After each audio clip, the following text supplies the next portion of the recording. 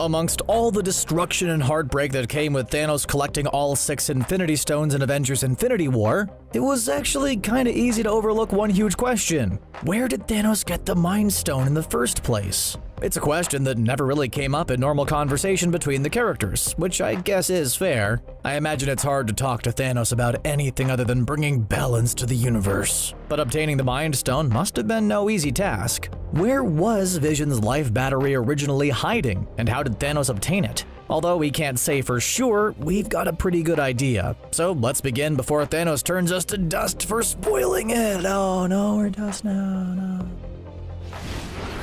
When we first saw the Mind Stone in the MCU, we didn't know what we were looking at. While working for Thanos, Loki was given a special scepter that not only looked dangerous but also had the special power of making Hawkeye irrelevant for almost the entire movie. Okay, fine, it did more than that, as Loki was able to brainwash people into doing his evil bidding, and it turned Phil Coulson into a shish kebab. Oh, poor Phil. At the time, all eyes were on the powerful Tesseract, as we became aware that it was in fact an Infinity Stone. But later on, it was confirmed that Loki's scepter was also housing one of the stones. The scepter became a huge plot point in the second Avengers movie, as our heroes had to retrieve it after it fell into Hydra's weird octopus hands. Then we learned that the scepter wasn't necessarily special, but rather what mattered was what was inside the scepter. It turned out to be one of the 6 all-powerful Infinity Stones, and would go on to bring Vision to life. But where did it come from in the first place?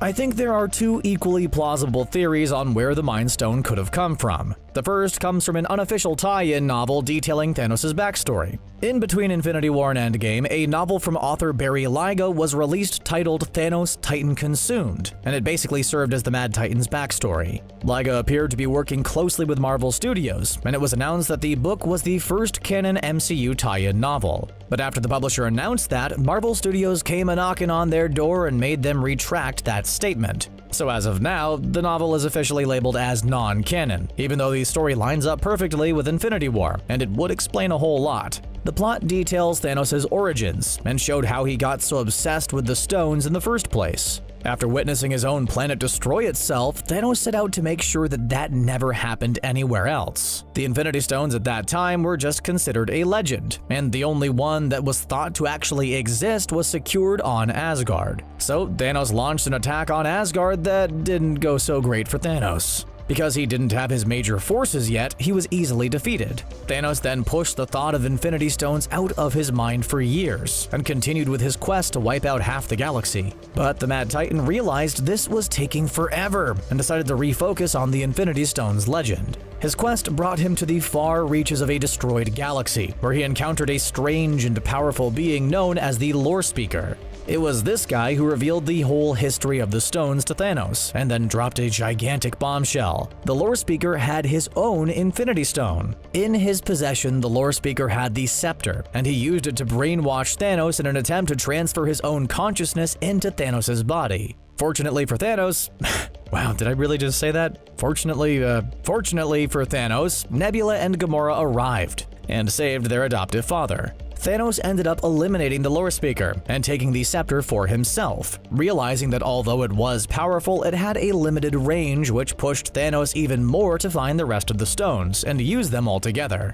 Now, all of that makes sense, but since that novel is now officially considered non-canon, could there be another explanation? I think there could be. Think of it this way. Consider how there seems to be a connection between the stones and the Celestials in the MCU. We know that the Celestials created the Eternals, and in the comics, Titan was an eternal colony, so consider this. What if the Celestials created Titan in order to guard the scepter? If the scepter was always on Titan, then that gives Thanos a somewhat more tragic story. We know that being around the scepter for long periods of time can warp your mind, as evidenced by Loki and even the Avengers. So what if one of the reasons why Titan ended up destroying itself was because of its extensive exposure to the Mind Stone? This would create a fascinating motivation for Thanos. If his homeworld was wiped out thanks to the corruptive power of the Mind Stone, then it would be a little ironic that he would obsess over collecting all the Infinity Stones in order to save the entire universe. That sounds like a much better theory than him acquiring the staff in some other location, right?